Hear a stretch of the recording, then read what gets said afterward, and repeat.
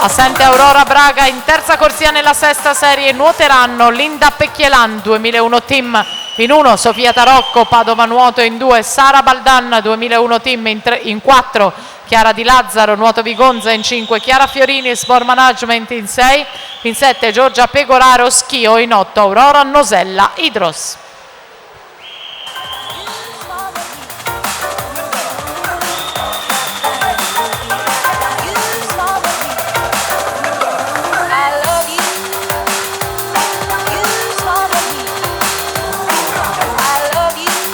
Beatrice Bassini rimane al comando dopo il passaggio veloce a metà gara, 1:04 e 21 per lei.